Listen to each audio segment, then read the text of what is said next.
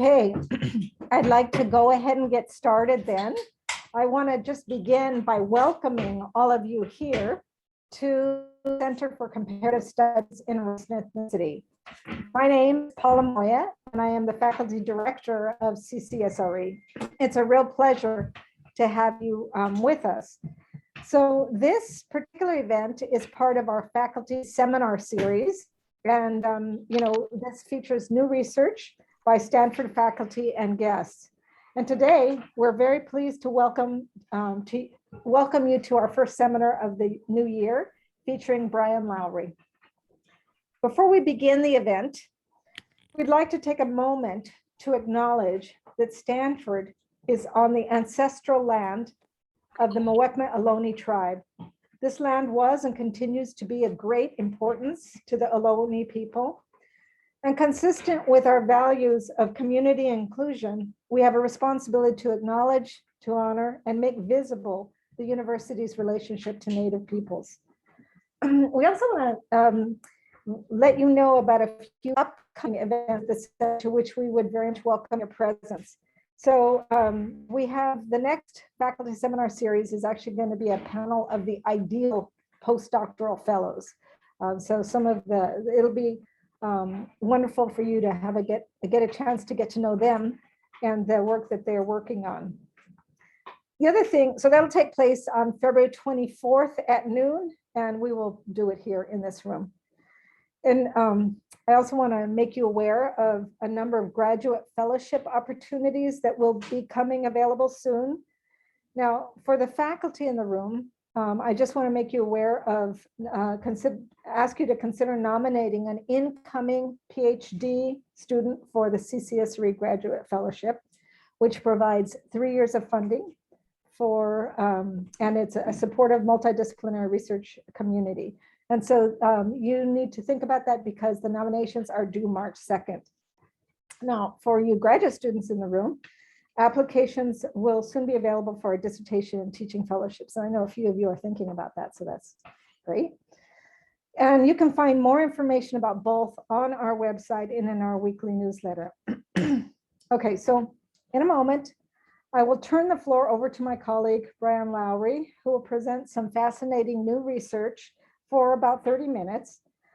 Then he and I will sit down for discussion. And that's a time for us to have discussion with all of you. So I charge you to be thinking about questions that you will want to ask Brian after he's completed his talk. I think you'll be very interested. It's a fascinating thesis here.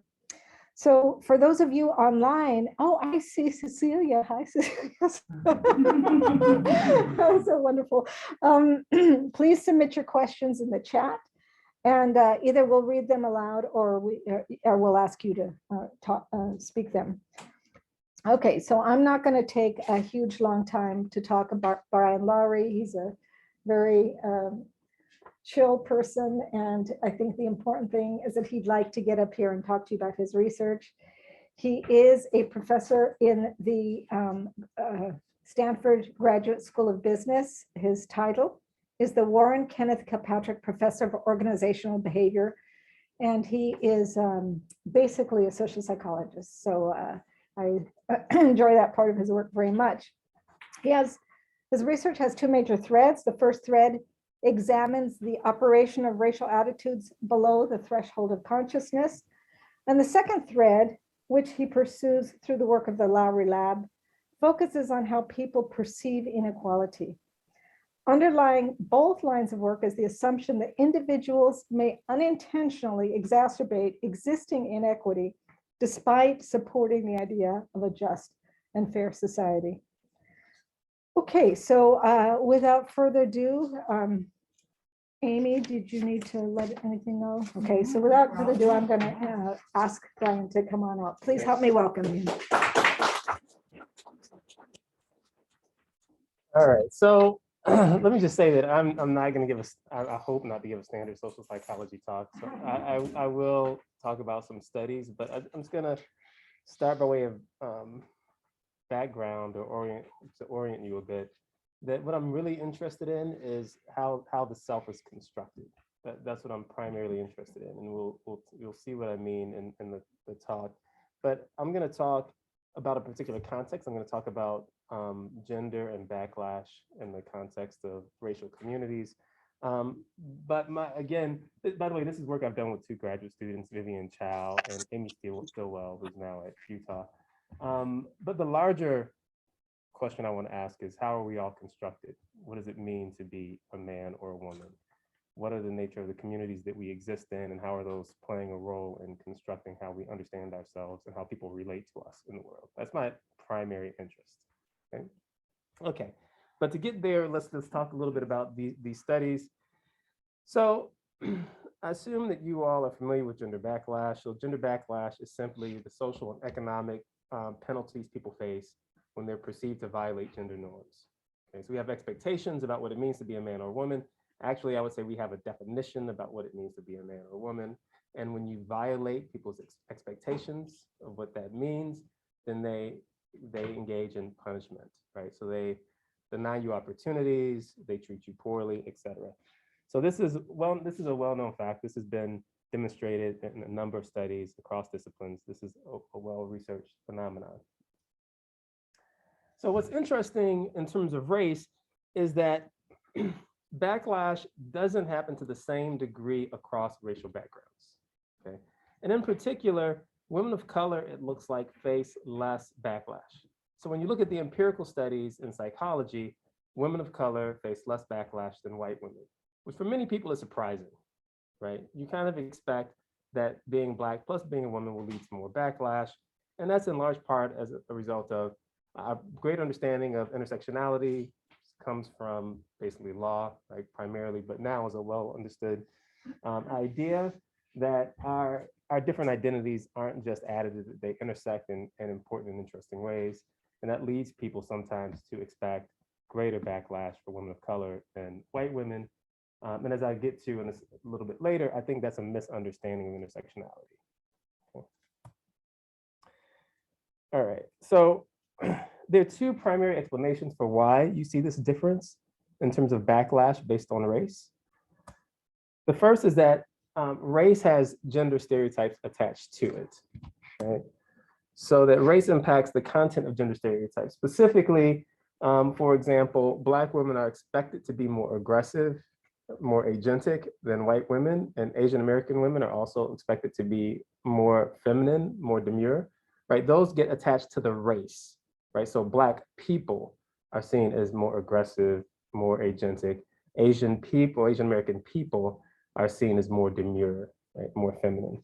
And so these stereotypes associated with the race might impact the degree of backlash women experience because there are different expectations for women of different racial groups.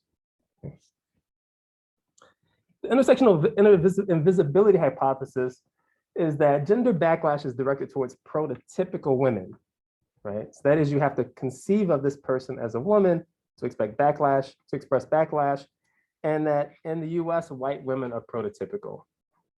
Okay, that's the idea, that you only see backlash against people who are seen as prototypic women. These are two primary explanations for why you see less backlash against women of color than white women. Okay, so I'm gonna offer a different perspective. What I'm gonna suggest is that gender is inherently relational and social, right? So this is, I assume many people in this room already think about it this way, but gender is a social construction. Race is a social construction, gender is a social construction in the same kind of way. Like, we can imagine, if we can think about biological realities that we try to map onto the social construction or affect it, but they are not the same thing. There's a line between any biological reality that we might agree upon and the construction of an identity around those differences, or that attach to those differences. So that gender as a construct is produced in relationships, right? This is important, that gender is constructed within relationships. And that this construction, these relationships have to form a community, right? So when we have a construct, a social construct, it has to exist within a community, and it is expressed within relationships. So the expression gives form to this identity, like you're a man or woman because the way I interact with you, And we understand that in the context of the community that our relationships exist in. How do we conceive of ourselves or community we're part of? We construct gender in that community, and then we relate to each other on the basis of those constructed identities. That's the idea. And for this reason, the relationship between perceiver and target is key to understanding gender in intergroup contexts. Right? The relationship between perceiver and target is key to understanding the experience or the way gender is expressed within relationships. Now, if you go back to the two explanations I gave for why gender backlash differs for white women and women of color, you think about those, they rest only on your understanding of the women that are being judged, right? They have race, they have gender. How do I understand their race and their gender? There's nothing in that that has anything to do with the perceiver as that theory is expressed, right? And the same thing with intersectionality, right? The community constructs an idea of what a prototypic woman is. Once that exists, there's nothing relational in that story. It's like, I see you and you either fit my prototype or you don't. That's it. And then I treat you accordingly. Here, what I'm saying is you have to know something about the perceiver. You cannot make predictions about the expression of backlash without having some information about the perceiver and information about the target. You have to know what kind of a relationship they're in with each other to make a prediction about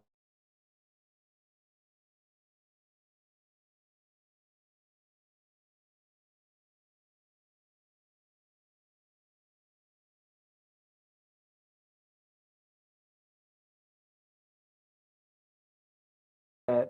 Evaluations of gender behavior are inherently relational. We've gone through that. Racial groups, in this country at least, are a big part of the way that we organize ourselves socially. So in the United States, racial groups are, I would argue, maybe the primary way that we organize, right? You have many more, and most people have many more social concepts people in their race than people outside, right? You see the segregation in housing, you see the segregation in employment. So that in the United States, racial groups are a particularly important aspect of relational engagement, which leads me to the idea that gender is constructed and expressed more with race than across it. The gender is more constructed and expressed within race than across it. Now, I want to be clear here that my interest is not particularly race. I'm just using race as an important community in the United States. But when you think about it, this should export in any locale. When you understand the major cleavages, social cleavages, right? And you say that how do people understand themselves? What are in the language of some language psychology, arbitrary set group, human constructed groups. What are the most important people? And the gender is presumably constructed and expressed within those communities. Okay. So just to give you a little bit more, my thinking on this is that groups like race, class, caste, religion are really metaphorical extensions of family. And the gender is constructed primarily in family through understandings of kinships, and that understanding is then exported to these broader categories, right, in the metaphorical way. Okay, so backlash is contingent upon perceived gender norm violation of the woman. That is, I have to see you doing something that perceived violates my expectation of how women should behave, and shared racial group membership. So this should be expressed more when you are my racial group than when you're not. So that's the.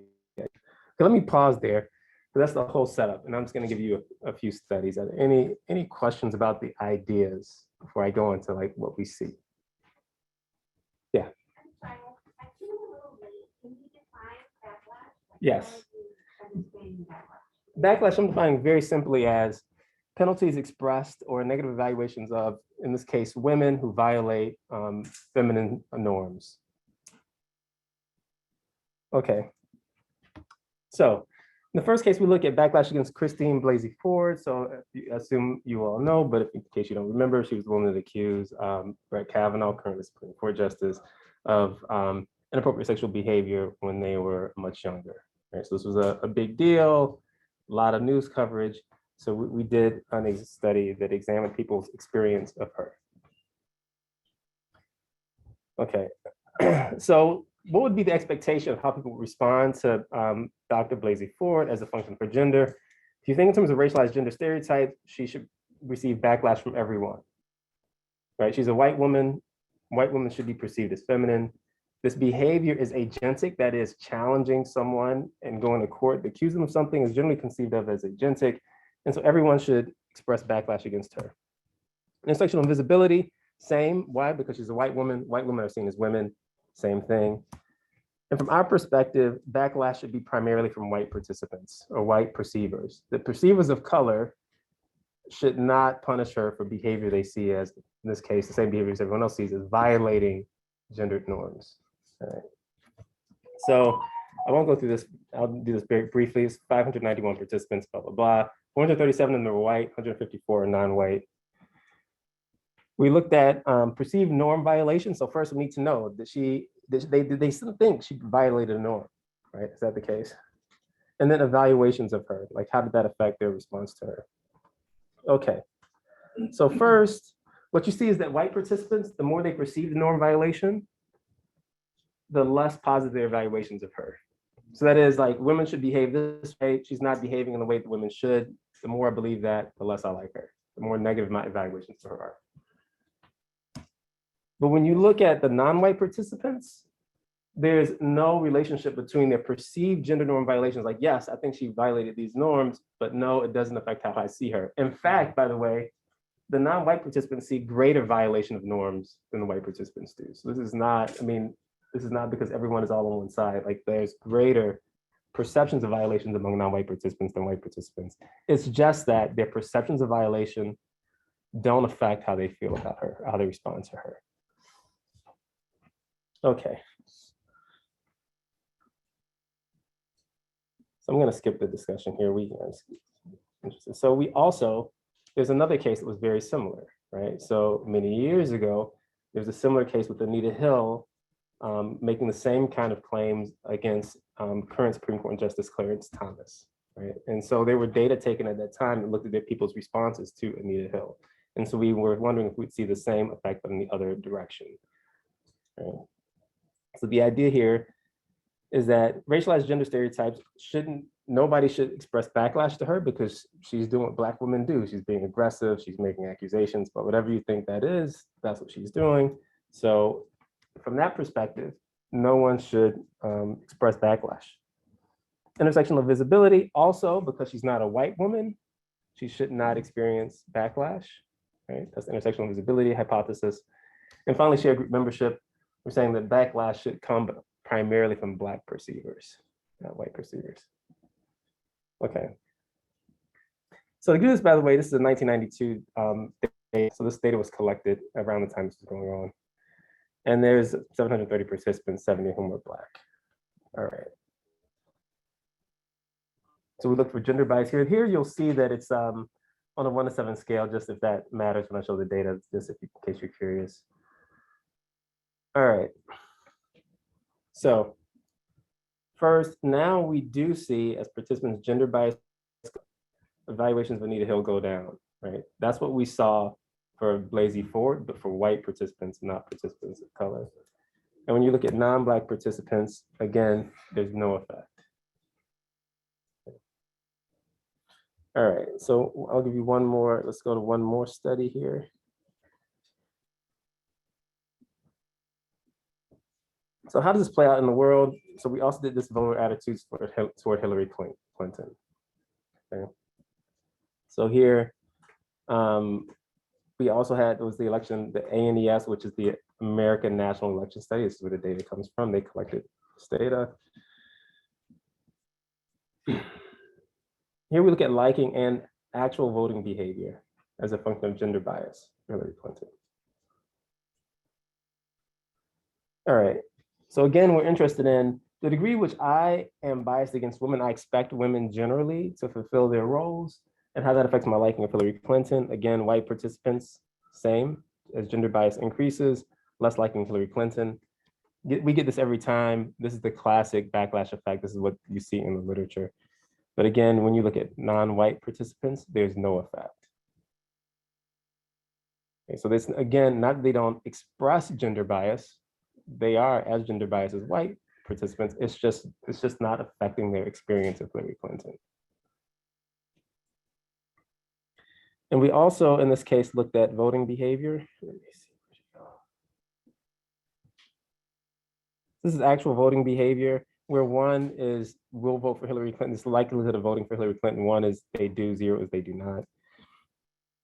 And what you see is, again, as participant gender bias goes down, the likelihood that that person would vote for Hillary Clinton declines rapidly.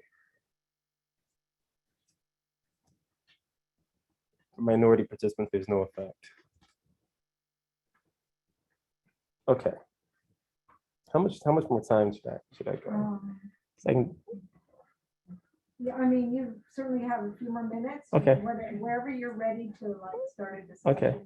I will do just one. I'll just do a brief. I'm not gonna. We have the basic idea. I'm going to show you one study where you have Asian participants and white participants looking at Asian American women and white women. So I find that is really interesting because Asian American women are generally thought of as more feminine than white women, at least stereotypically. So we can ask, like, do we see these same kind of effects with Asian American women? And so I'll just show you really briefly. Here's the setup. There's 2 women, Molly Davis or Emily Wong. That's how we manipulate their perceptions of their ethnicity. And then they all are agentic. They all say political ambitions top priority. For me, career always comes first. So they're all in that category of gender norm violating. Okay. And when you look at the racial in-group first, so that is when the Emily Wong and Asian participants are looking at Emily Wong and white participants are looking at Molly Davis in-group, you see the basic backlash effect. Right? They like her less. So this is, again, Asians looking at Asians and whites looking at whites. But when you cross them, you get the opposite effect. I could show it broken down by actual the ethnicity of the target. That is how white people look at Emily and how Amali rather, and how Asian people look at Emily, but the basic effect is the same. Okay, so just as a wrap up, again, I'm happy to talk about backlash, but I'm actually less interested in the particulars of backlash than I'm interested in the construction of gender, right? What does it mean that women of an ethnic group that aren't your own aren't subject to the same kind of expectations of women of their own ethnic group? What does it tell us about gender? What does that tell us about how you experience your group and interact with them? Those are things that I'm most interested in, but I'm happy to take questions and talk about any aspect of these studies. All right, thank you.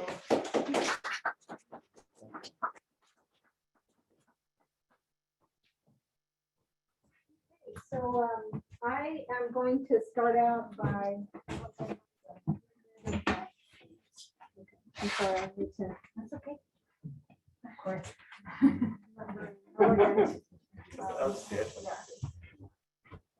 All right, so I'm going to start out just by asking some kind of logistical questions that occur to me as a humanist person, so I can make sure I understand the nature of these studies. So these are all online studies or kind of hypotheticals? No, some of them are, some of them aren't. So the ANES, that's data that's collected by a national organization. That's not our stuff online. Okay. That's collected, basically annually. So the 2 studies, like the one Hillary Clinton and the data from Anita Hill, are not ours. Okay. So the other data, all the other studies we collected. I was very curious about how you got that data for Anita Hill. Like, how did you reach back? It's you can just go online and get it. I see. It's there, yeah. I see. Interesting. And so then you took it and subjected it to this. Yeah. So the other thing I mean, I'm interested in construction of gender, but I just want to make sure I fully understand. So can you say a little bit more about the intersectional invisibility? The other 2 were very easy for me to get. Yeah. Intersectional invisibility is the idea that a category has a prototype. So you think of a man, you think of a particular man. I see. Right. And people are using that to decide, like match to that prototype to decide, are you part of this category or not? I see. And so in America, white people are prototypical, meaning like white people don't have a race. They're just people. Right. Right. So when you think of a woman, what you think of is a white woman, because that's a woman. Right. And now you could like a black woman is a black woman, a white woman is just a woman. I see. Right. Yeah. And that's kind of the idea of intersectional visibility. And so it's as if the way you can think about it is if a black woman is not fully seen right. as a woman because she's not prototypical, she's not productivity. Right, right. Yeah, no, this is a familiar idea. You can see it in a lot of literature. And so does this show up also in social psychology literature or mostly? Yeah, I mean, the invisibility hypothesis in terms of gender backlash is well known and researched. The ideas of prototypes, yes. I don't know if there's that much on like invisibility. It's also, well, we could get into this. There's a lot of stuff on dehumanization, but that's going down the whole. So one of the things I would just like to note that I find very interesting in your thinking about all of these is the importance of the perceiver and the relation. So that, I mean, I'm very much on board with you. I'm often, in fact, I just was giving a lecture this morning in which I was really focusing on relationships and the way that reality is constructed this. But this is not something that we often see. So I'm wondering if this is a function of being, a social psychologist, whether this is something that you feel like you're pushing the thinking forward, or. So I think in social psychology, like if you ask most people about these things, they would say, yeah, of course, gender is a social construct, race is a social construct. And I think even in contexts where you talk to people who are thinking about these issues out in the world, not just in the literature. I mean, a lot of people can come to that, but I don't think they really mean it. What I mean by that is like, I don't think they take seriously what they're saying. They've not really examined what it would truly mean if you really thought there was no essence to this. And I think people are not, including social psychologists, are not serious about social construction. So do they understand that? Does that exist in literature? They talk about it that way? Yes. But from my perspective, I don't think they really are grappling with what that means and what it entails. Well, that in itself is interesting, to think about people not really being serious about what they say. I mean, I think about because that, I mean, I don't think they have really contemplated the consequence of truly accepting that belief would be. Right. All right. So again, I find this really very, very interesting, and particularly because it puts us in a position of starting to contemplate what that would really mean. So I'm going to open it up now for questions, if anybody has any they would like to pose. Yes. So this was could you just go ahead and identify yourself? like just name. Yes. Oh, so my name is Casey. Thank you for this talk. One thing that I was wondering, because you sort of emphasized how you see a stronger effect for members of your in-group, whether if you have sort of two in-group identities being a sharing of racial group membership and also being a woman, does this effect intensify if you are a co-ethnic woman? So let me see if I understand. So when I didn't say this, but this is implied, and this is something that can get me a little, but I'll say it anyway. So gender and race, they're both social constructions, but I think of them differently in the context of this work. So I think of gender as constructed within racial groups, right? So gender, and again, it doesn't have to be, it's not, the important thing here is not racial groups, but gender as constructed within your primary familial metaphor, like how you think of yourself out, like let's call it ethnic group. I think that's a better way of start thinking about it. Like the community of people that you feel like are your people. That's how we say it in the general terms. That gender is constructed within those kind of groups. And so this effect, what I'm saying is you only see women being punished when they are violating the norms in the eyes of, or being punished by people in that ethnic group, or the people who feel like they are part of their community.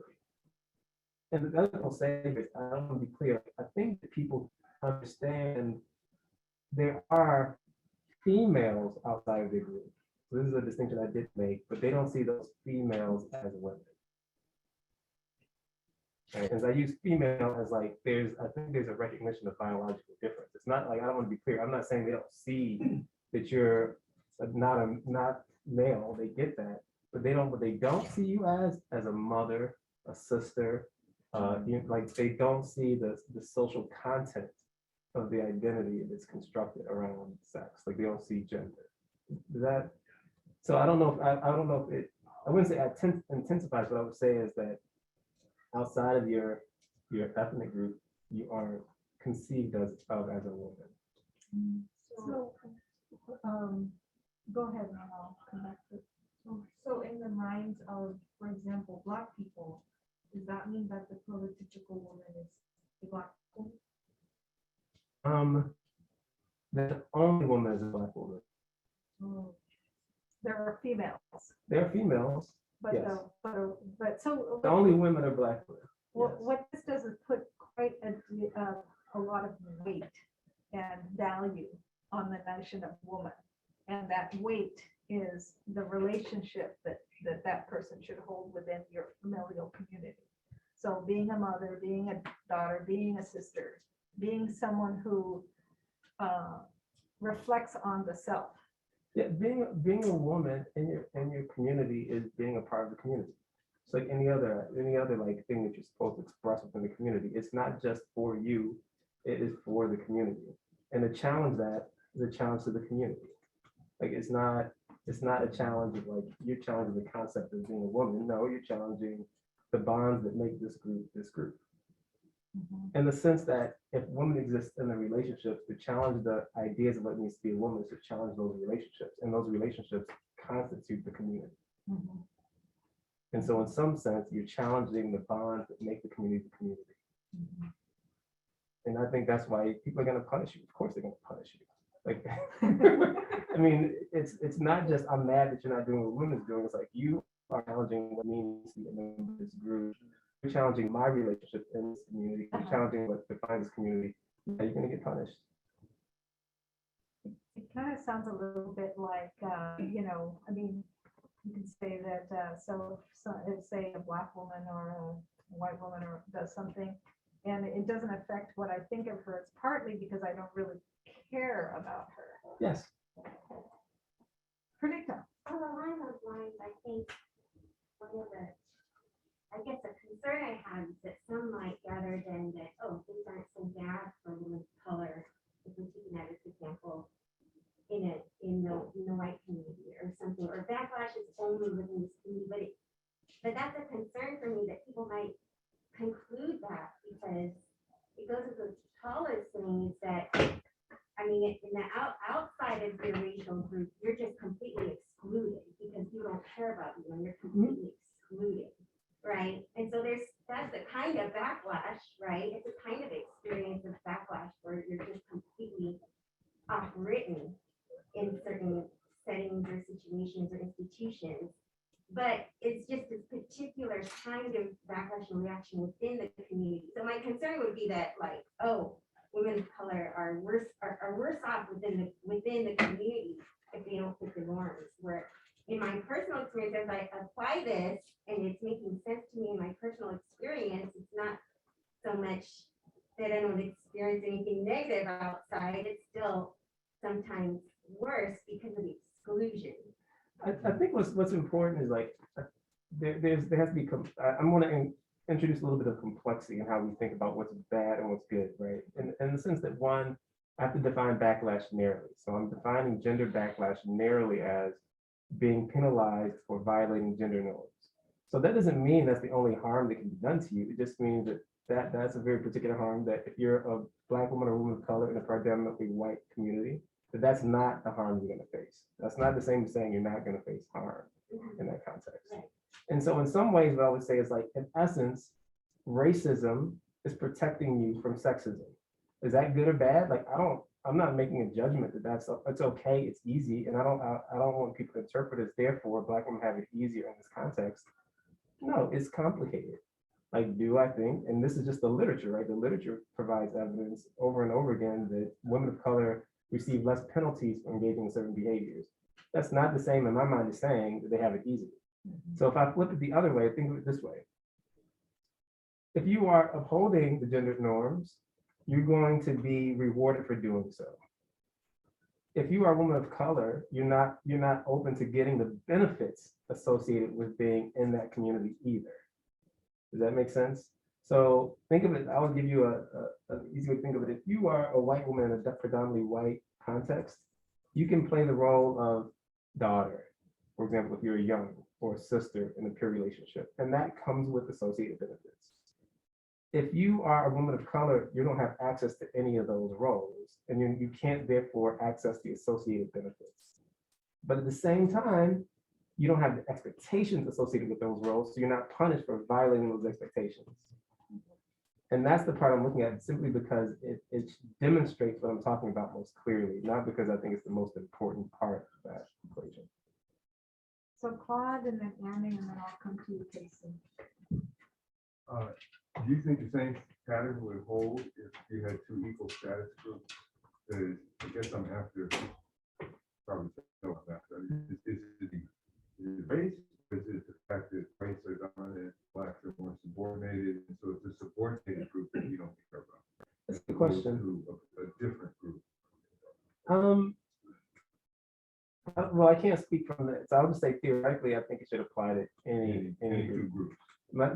From my perspective, this But is they have to be pretty segregated. they'd have to be really segregated. So my guess is if there are two groups of equal status and we live in the world in which they had no concept of each other and they ran into each other, they would, first of all, they would have very clear ways of marking who's in the group and who's not, whether they never met each other or not, right? Because these, what I think of as extended family metaphors, do that. They mark the community, right? If they saw someone from outside of that community, no, I don't think whether they were higher or lower status would be irrelevant. They wouldn't be people. And you see this a little bit like in the way there are communities where the original word for like the community member was human, like it translated into human, into person. That's what it meant. It wasn't like some color tag or whatever. It's like we are people. Yeah. Other things, they're not people. It's not like we're confused with what they Right. do or how they behave. They're just not people. Yeah. I'm saying that's what's happening.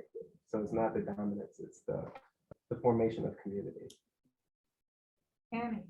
Thanks. So you kind of started speaking to this when you're talking about how it was about protecting social bonds between people, but I was struck in the first two examples that these are instances not just of a kind of gender violation, but of a challenge to the men, right? Yeah. That the viewers are, of course, kind of responding to Yes. a challenge to their own Yes. men, right? So did you control for, you know where I'm going? with Yeah, I know this. exactly where you're going. This is why I did it and then decided to show the last one, where it's Yeah. really, they're not, what they're doing is not challenging a particular person. They're just, the last study, they're just like, I'm ambitious, I'm going after my career. There's no direct challenge. Man, you see the same effect. Well, sorry. Yeah, I yeah, just yeah, interrupted yeah, you yeah, rudely, yeah. but I think that is a direct challenge to the men, right? It's like, it's challenging a social order that holds men's preeminence. Okay, good. Then in that case, I would say that what would be a violation of a female stereotype that would not be a challenge to a man? So now you get to the point where you're saying, like, I think you have to make a clear delineation. Like, I think in one case, the first two studies are direct challenge to a direct man in the community. And I think the point you're making is I understand it completely, it's very relevant. And I do believe that it extends beyond that particular instance. Now, if you say like, if anything that they do that challenges the man is problematic, then my point goes to the point I made earlier, which is like every behavior that is not aligned with your role is a challenge to everyone else's role in that community. So then I cannot separate challenge to men from violation of the norm. In which case I agree with you completely. Like, yes, it's about a challenge to the men, but that's not what's driving the behavior per se. Yeah. What's driving the behavior per se is a challenge to two things. One, the bonds that create the community, and my sense of self as a member of that community. So I have a quick Yeah, follow-up. yeah. Like if that's the case, right? It's a really interesting way of kind of getting at how we're defining womanhood, right? Which in this is kind of in contradistinction to dominant masculinity. And I wonder if you could kind of use. No, I'm not. No. I did not say that. Well, I said you're saying every expression of Is it- every expression of womanhood is is it, necessarily no, every violation of your expression, every violation of the expectation of women is a right, violation. challenge. It's a challenge, but it's not. I'm not saying anything about dominance to men. It's like it doesn't matter how you define womanhood. Like our community is defined around certain roles and expectations for people in that community. Yeah. Once you violate those, you are challenging everyone else's understanding of themselves in the community. That doesn't matter. Like, let's say all of a sudden women were dominant and men were subordinate. Like the same effects would hold. It's not. I'm saying that there's no way to have a violation of a role. It's not a challenge to everyone else in that community. There's no way to do it. But this also seems like a way of testing whether or not that's the case, right? By kind of testing the degree of backlash against certain norms of femininity, you could actually get at what people understand to be like it could be a way of kind of interrogating different qualities of the construction of gender itself. if I that see, takes us to I be- see, I see, I see. No, I agree with that. And I would say that that's interesting. I hope somebody does. But like, as I started with, like, for me, I'm not particularly concerned about gender or particularly concerned about race. What I'm concerned about is like construction of self in community. And so like, for me, like, I think that's a really interesting thing, but like, I'm not like, I would just say that my interest is not chasing down the particulars of the construction of any particular identity. But I agree with you that it's really interesting. Yeah. So we do have, how many questions online? Do We have 2 questions from the chat. Okay, if we wanna so, and I address have a those. couple of questions here too. So I saw them here first. I'm gonna take them here and then we'll go to the chat. I hope the people are. Great. So Casey? Yeah, thank you for the talk. So I was really intrigued by the example you gave early on that was saying that like the gendered expectations across racial groups wind up sort of ramifying to the race as a whole. So the example you gave was the expectation that Asian women are feminine then just translates to the expectation that Asian people are feminine. Is that That is something that's like described in the literature. I would say like that's not really. I don't know that I have to think about it. I don't really have a position on that, but that is a phenomenon described in the literature. Yes. Yeah, so with that in mind, I was thinking a lot of theorists say that like gender and race are co-constitutive, so that, for instance, like gendered expectations that translate to racial expectations mean that Asian identity is co-constitutive with gendered identity in that example, same with Blackness, same with so on.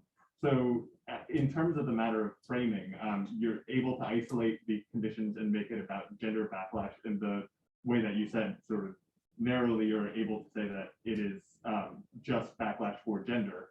But if we understand that gender and race are co-constitutive, then wouldn't racial discrimination in larger scale from a larger perspective also amount to a gender backlash?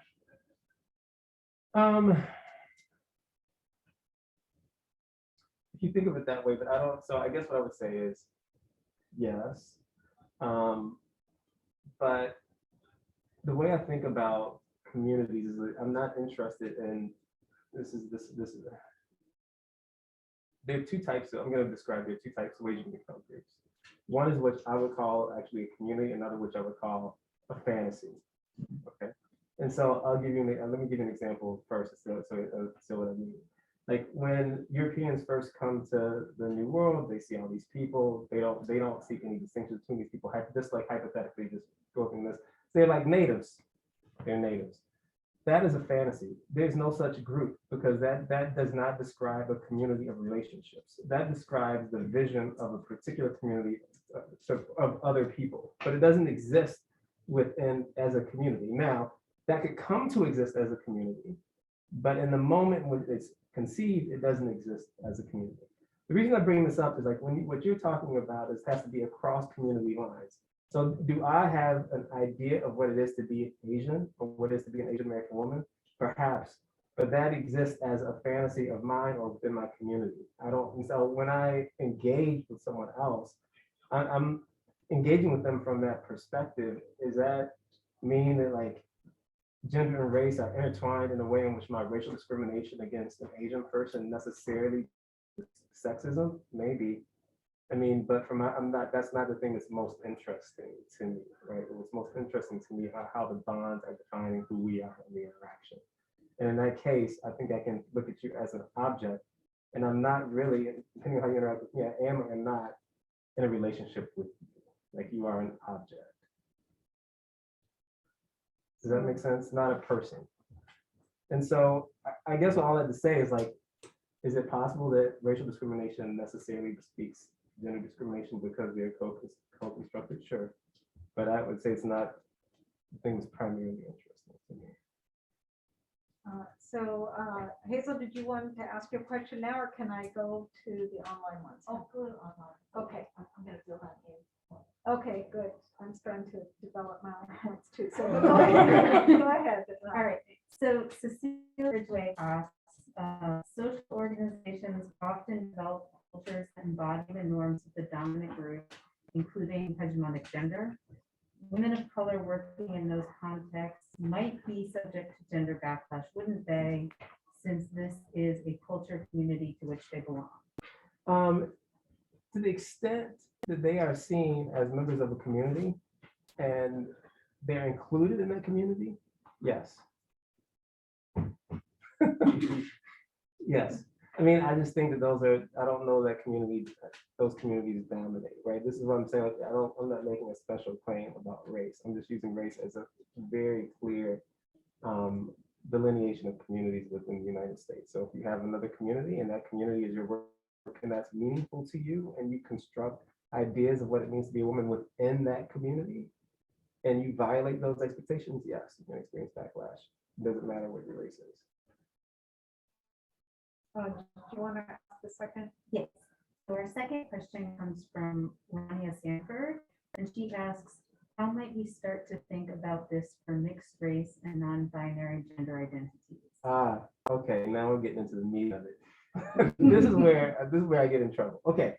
I don't know what biracial means. Tell me what it means first. I'm serious. I don't know what you're talking about. Tell me what it is. More than Wow. one race. Okay, so Which now we're says- going. So now I have no idea because I don't believe in essentialism. What are we talking about? Yeah, I understand. But I guess my point is like then I don't know what biracial means because I don't believe in essences, and I certainly don't believe in essences that are generated by explanations that make no sense. Like, so if my father is Black because he had one Black grandparent, now I'm mixed if my mother is white. Like, I don't understand that makes no sense to me. I'm completely confused by the concept. Okay, well. So I just say, but. I'm gonna go on because there's another part of that question. So I'm gonna get myself in full trouble. Okay. So I'm just gonna go all the way in. So what I would say about that is that I do believe in the fact that you can come from two cultures, but then when you push people, that's generally not what they mean. So what I mean by that is like, let's say my mom looks white, was born in Africa and raised by what we're seeing as African parents. She was adopted for whatever reason. And then my dad was white, but from Ohio. Nobody would call me mixed or biracial. Like, I just don't, this is my point though, is like, I feel like that is an example of like people not, in my mind, truly examining what it would mean to do away with essential thinking.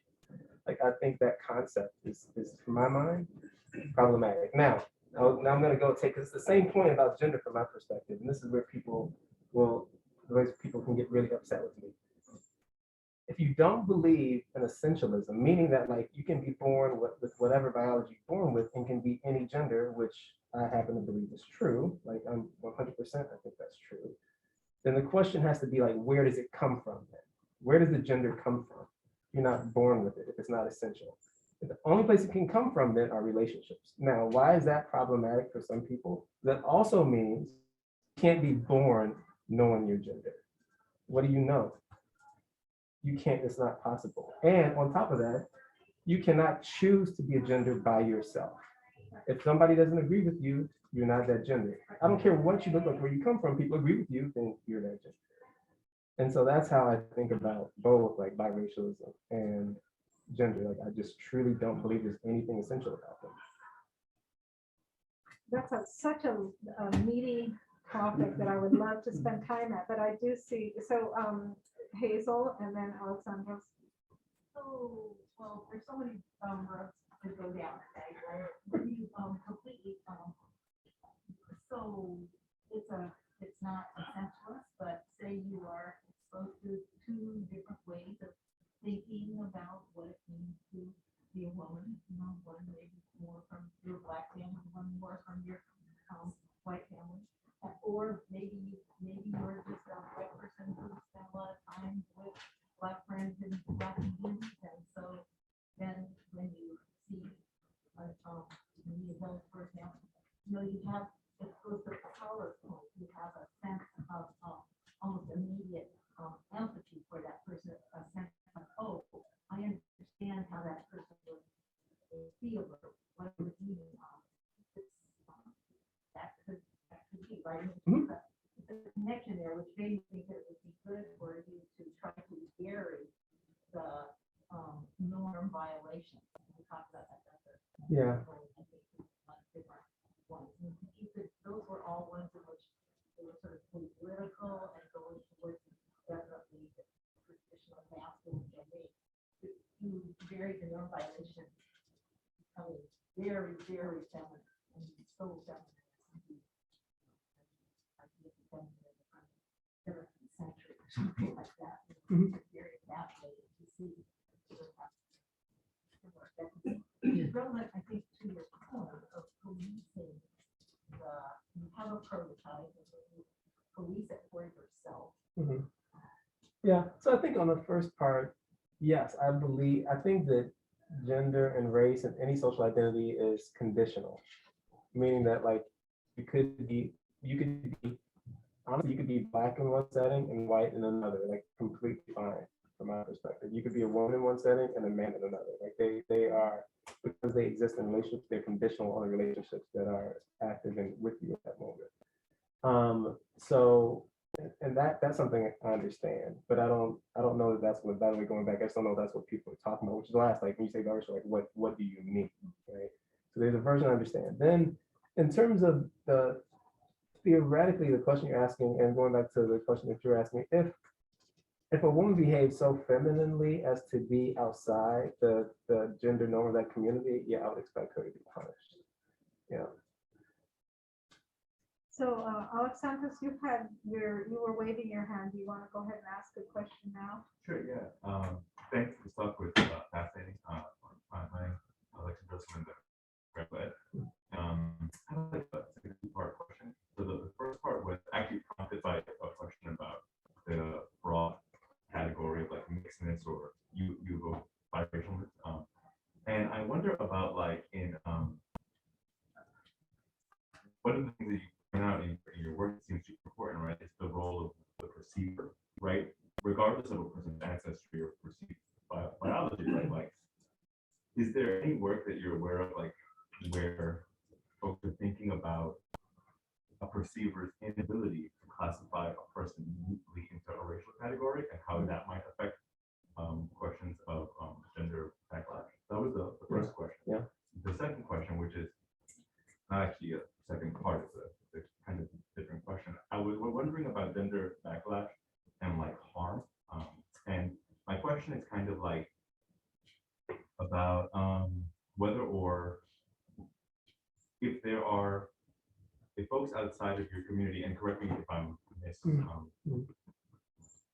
misrepresenting, folks outside of a community are like not gendered or not seen as women, does that also affect the degree to which is the capacity for causing harm to them broader? Because I also think of community and relationships as establishing a certain boundaries, like the kind of harm that you can do to people that you're in group with might be different than the kind of harm that you can do to people that are outside of your group. Yes, so I'll start with the second question. Yes, like the harm that you can do to someone who's not a part of your community should be, in some sense, more violent. Like there's a book, it's called, the book's called The Velvet Glove, and I'm talking on this, a sociologist, I'm like, her name, you might know her name, I can't remember her name right now. It'll come back to me, but what she talks about the differences in the types and the virulence of the kind of harm or violence done to people as a function of like gender within the community or like out group status, so being not a part of the community. So there's work on that. And yes, the capacity to do harm is greater. And we could talk about why, but that's the claim. Jackman, thank you. Yes, Mary Jackman, yes. So that, I don't know if it's in print yet, but that, if you're interested in this, it's a great book. What about people that, so the other question, as I understood it, is what about people who can't be identified, that you have a hard time identifying? Because I imagine that like if you did these studies in the different locales, right, like your rule would hold, right, as long as folks could classify, right? Yeah. Now people's ability to classify might also vary, right? Because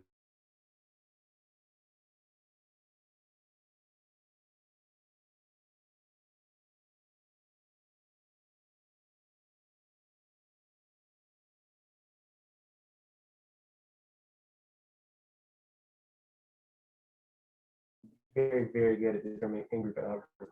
and it's deeply troubling when they can't make that distinction. They will work until they have some working definition. That'd be my guess on that. They're not going to allow ambiguity, and are you and my group or not stand. So that's what I would say about that. Yeah, so I mean, I just don't think that case exists as a ongoing situation where I exist in the community where I don't know the community bounds and I'm not identifying who's in and who's out. Like I just don't think that exists. So I have a couple of thoughts here. So you started to answer it when you talked about, like, say you're within a work community and you get to know people over time.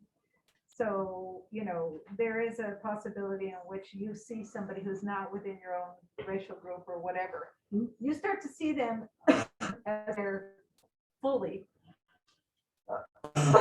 So let's say that, I see a Black woman or a white woman or an Asian woman. Mhm. I do see her as a mother, a daughter. So it's obviously there's some porousness. Sorry, I don't know what's going on here. So there's one. So because what I'm interested in, how do we create care across? You're calling them familial groups, but race, we can call it across race. That's one question. The other one is so I'm very intrigued by your idea that there's no, you're not an essentialist thinker, so you don't know what mixed race is and everything. That's a pretty hard and fast, position to take. And it suggests to me that your kind of sense of ontology is different from mine. Okay. Because I am wondering about the stickiness of identity. You say that there could be somebody who, could be a man in one situation and be a woman in another situation, except that's kind of theoretical because it never really works that way. Sure it does. I'll give you an example. Well, I guess I was just thinking about that Brandon Tina, who was moving back and forth and being understood as a man in some situations and a woman in some situations. But the problem is that these two situations are never fully cut off from each other. And so sometimes people in this situation follow you into the other situation. It's more, there is a stickiness of identity that goes with you. No, what you're describing is not a stickiness, it's a stickiness of relationships. Because in the way you said that, the reason that you have a problem is because someone follows you from the other community, right? And I think that people with that situation with communities, I think sex is a good example. Like if you are a trans person, in a community where you're accepted as, let's say you're a man's woman, where you're accepted as a woman, you are a woman in that community. And then you live in other communities in which people do not treat you as gender. You are a woman, they don't accept that identity. So you can live in two worlds in which you are a woman in one. But you have to keep those worlds very separate. Yeah. Or or you make decisions that are hard and dangerous, right? Like you decide to do things that are potentially costly for you. Like you decide to try to engage in relationships as if you're a woman in context where people might see you and treat you as violating some norms and then punish you from that perspective in that community. So again, how do we care across familial groups? How do we care across? Is it a matter of time? Can hanging out with someone longer, fray those hard boundaries? I should just say, I'm really not a positive psychologist. I just want to put that out there. I really want to understand the world we live in, and would I like it to be better? Yes, but I'll just start. I'm going to answer the question. I'll just start with just so you know, I'm not the person who's how do we fix this? I don't know. I mean, if something I did, I would tell you, but I don't know. But I will say that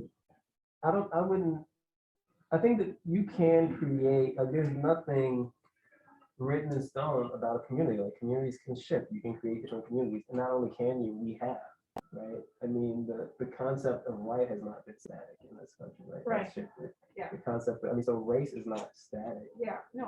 Gender doesn't have to be static. So I think those things can change. But I've been needing a sense of who we are and who they are.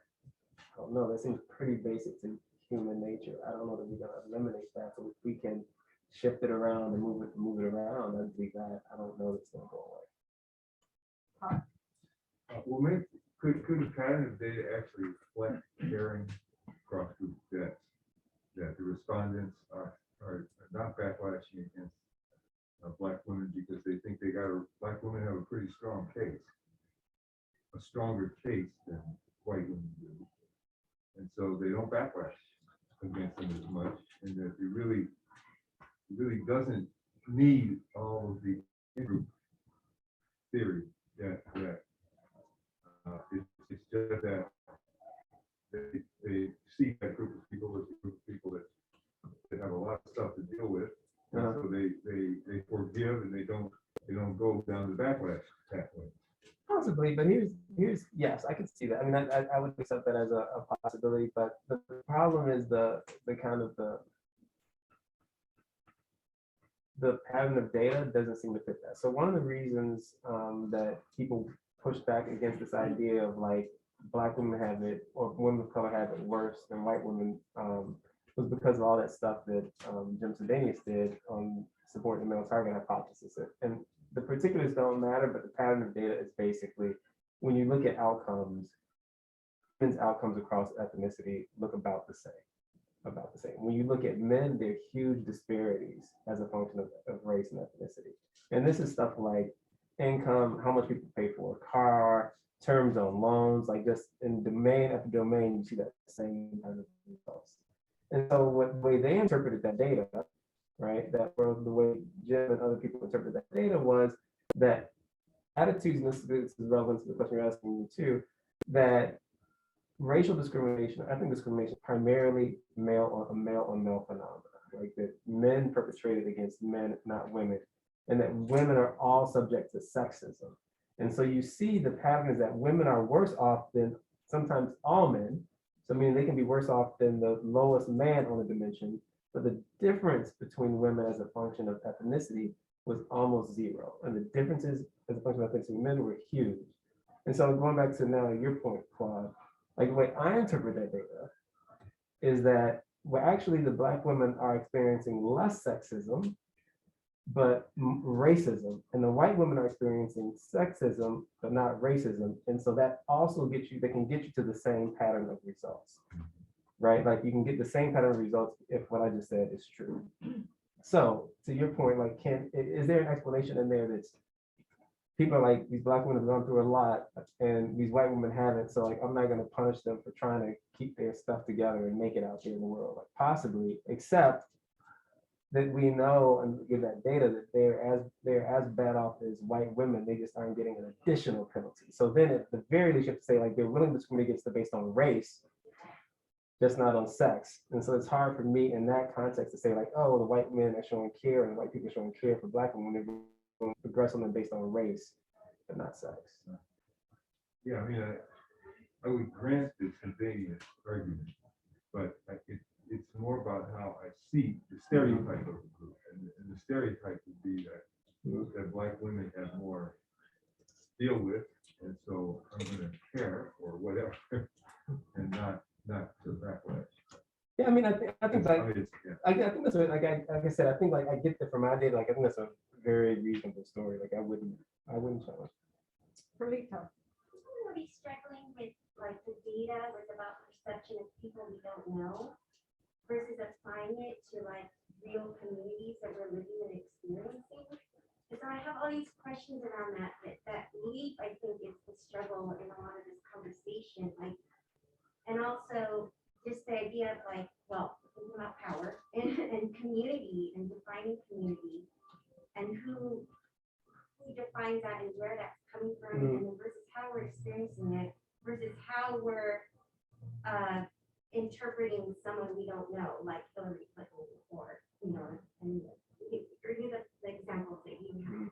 And I mean, because there's so much literature about what the idea for me and in my work and my experience of being Latina or Chicana or Mexicana or whatever that is and what that means, and then all this questioning of, well, these ideas are not even accurate. Like we look at the history, there's all kinds of different ways we can woman, but we come up to these dominant ideas, right? So I don't know. I like there's multiple things Yeah. going on here that I'm thinking about, but I guess the bigger thing is just this divide that I'm struggling to link, like the data about perception versus what we're all trying to get at, which is the lived experience of community and how complicated that is and how we negotiate that. Right. Well, one, I would say that this is like real data. Like this is like, did Hillary Clinton get elected or not as a function of how people think about race and gender? Like there's a different kind of reality that you're talking about that I completely agree with. But I would say this data is like, how do we in a broader world, in this like social community, this United States or this organization, how do we behave, interact as a function of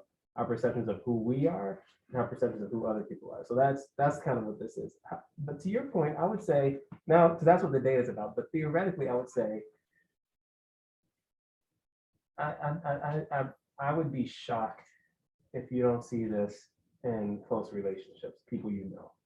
I would really be surprised. So, and here's why. Like, here's what I think about. Like, it within the family, like, if you violate the expectations of your family, like the idea that people don't care about that seems hard for me to imagine. And so once you start thinking about it in a closer community, like people we know and engage with and feel connected to, and this is feel like what they do reflects on me directly in a visceral way, I think violations there will be even more intense than what I'm showing here, not less. I mean, and that's true. Like, I can relate to that in my life where I feel like I said to you before, where I feel like Yeah.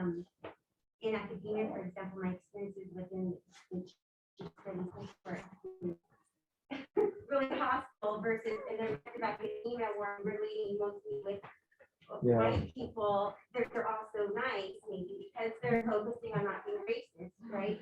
I mean, that's a real thing that I can apply to my life. Like, Yeah. that part makes sense, but I Yeah. think we're grappling with like so many, and then also in terms of intersectionality, Yeah. it's really meant to reflect an experience, a complicated lived experience, and trying to tie all these things together. Yeah, let me just say one thing on intersectionality. I think that's right, but I think that the way people talk about it now is not even intersectionality, it's additive, right? And I want to move away from that. Like, so intersectionality is like everyone is intersectional. And the question is, how do those things interact, produce a lived experience? So, but I agree with all of that. So There's a Annie- question back here. He's been trying Okay, to I get his hand can't- up. You can't see him. I Yeah. Yeah, cannot I think see. you might not be able to see. Yeah. Yeah, I cannot Yeah. see. Go ahead. I guess I had a question regarding, like, I really do agree with your idea that like gender and race are not like things and the whole thinking, but I guess I'm having trouble grappling why that arises through relations and not through interacting such experience, and how those experiences like sediment over time, and the fact that they're able to sediment is why they're so contingent on time and how they're able to like flow. Like, to me, it seems like relations are like these conduits for experience, and that's why it's so important for us in a household, because like, for like 18 years of our life, like the closest relations we have is that household, and thus we just have those experiences being forced, and then they just become sedimented in us, so much so that they become like habits that we just like embody. But then suddenly when we leave that household, we like encounter new relations, or we take new relations, and we're able to create these new experiences with people who are probably not in our in group, and like I guess that kind of opens the space for like, oh, like I can develop these certain ideas about gender in different ways outside of my household. So I guess I just wanted more clarification on why are we focusing so much so on relations and not so much on the sedimentation of experience.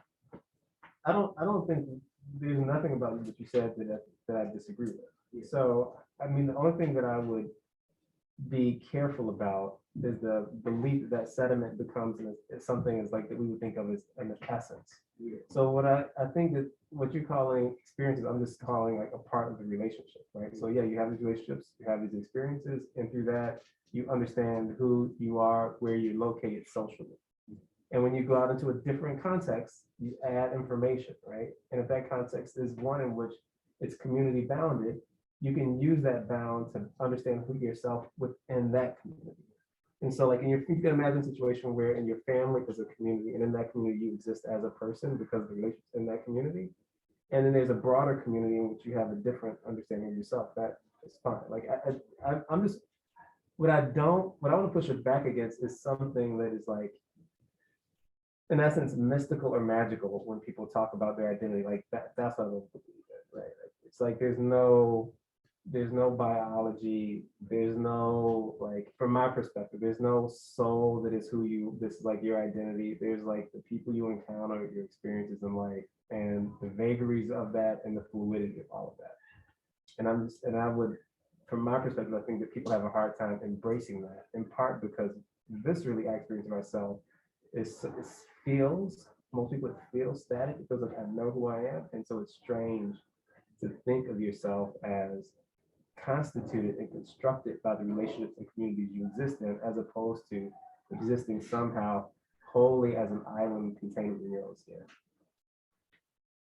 There is, those are very stark, polar opposites. And I think thinking about them as, this is where I think it goes back to my understanding of, ontology may be somewhat different than yours. So understanding the constructedness, but, not wanting to stand up here and say there is no biology. There is biology, and it's sticky. It hangs on you. It pulls on you, but without being essential. No, so I don't deny the existence of biology. I'm just saying, but it doesn't constitute any social identity. It may affect. It shapes, affects, but how does it do it? impacts. Only through relationships. Yes, but those relationships come into being through historically sedimented, interactions. Yes. So, so it's not that I actually disagree with you. It's just that I might put a little bit of emphasis on the historical sedimentation of those relationships. But what you're saying does remind me of a couple of things. So in my reading, right? So one is, Audre Lorde talks about the fury that she has experienced from other Black women on occasion when she, they see her, they perceive her as being, just real fury from other Black women because she's not being what they think she should be. And then we see that a bit in Gloria Anzaldúa, like the anger that she feels toward other Chicanas when I guess she or they perceive that she's, violating gender norms. So, I mean, I have been long aware of that phenomenon. I understand it. I experience and work against it myself, to not put those expectations on other people. But this would start to explain kind of where that comes from. Yeah, I mean, I think that the sense of ourselves as an individual is a fantasy that ends up being problematic. And so when you make a claim about yourself, about your social identity, it's never just a claim about you. It's always a claim that exists in the context of some community of relationships. And when you make claims that challenges the community's understanding of itself, you should understand that as making a claim that challenges the community. And my point there is not that you should or shouldn't do those things, and I don't even the independent where they come from. It's just that we behave as if we can just make statements about ourselves that don't affect other people. And I think that is a misconception, right? And we can get frustrated that we can't just be who we think we are or want to be without other people having a response to it. And I'm saying it's strange to expect other people not to have a response to it, because in effect, what you're doing when you make any claim about yourself, you're making a request of other people. Any claim you make about your social identity is a request of other people, and we don't see it that way. We see it as a statement of who we are, not as a request of other people to engage with us in the way we would like to be engaged. Yeah, no, I definitely agree with you there. Are there other questions either online or in the, yes? We have a couple of online questions I'd like us to get to if we can. One No worries. Sorry. One question is, would you expect the same results in terms of gender backlash for men, i.e. if a man defies gender expectations, the in-group would have the most backlash? Yes, I would, and we're working on that now. And then we have another question. What can we learn about community cohesion and backlash from indigenous communities who, for example, have fluid notions of gender, not essentialist ones, i.e. two-spirit, where those who do not fit within perceived male or female are not backlashed against, but rather given a place in the community that can be perceived as celebrated? I would say that I don't know that much about it, but I would distinguish between fluidity and having different categories than another community does. So they could, I could easily imagine someone saying like, there are different categories in this community that, and maybe they're healthier for the community. So that could well be, but the idea of not having it is different than having a different version of it, right? And I'm 100%, there's no reason you couldn't have a different version of gender than the one that we have. Although I will say that one of my colleagues will probably claim otherwise. She claims that the binary exists for psychological reasons and it's so dominant in the way human beings behave, it's not going away. I don't know that is true. I'll just say there are people who think like, yeah, the binary, not just biologically, but the social construction is built into the human psychology. So is there a difference between binary and duality, binary and dualism? I guess it depends on the language. I mean, I could draw a distinction. Yeah, I I'm curious think- what your distinction is. Because I I'm mean- thinking about this in another context. Yeah, I think duality kind of assumes a relationship between the two, where binary, there's a way that you can think of it as two distinct things that can exist somehow, not necessarily in relationship to each other, but duality assumes a relationship between them. I guess this is kind of a language thing. I guess I don't know. I mean, I can make a distinction, but I don't know if that's the distinction people make or should make. No, it's helpful. Any other questions? Okay, well, Casey, did you have one last thing you wanted? Oh yeah, just as like a last thing. So in the way that you frame it is like your identity is a request you make of others. I guess I just wanted to like ask to piece it all together. When people decline that request, does that count as gender backlash? Because like, so one way to think of it is in an instance where someone is trans and they're asking to be identified as a woman and they're instead identified as a man, we could think of that as gender backlash. And I would want to know, does that count as gender backlash towards women for the terms that you're laying out? But also in terms of the way that we think of this as a cross-racial phenomenon, not identifying someone as a woman based on not identifying them as a person, would that also constitute gender backlash just based on the content of the request?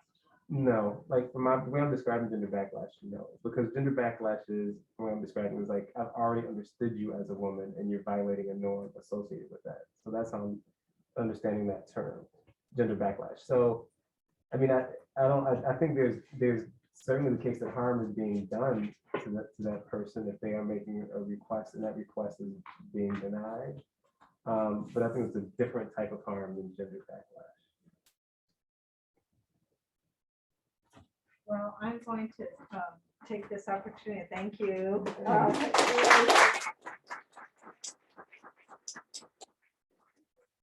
To think about, that which we will be thinking about, but yeah, thank you for coming by. Thanks.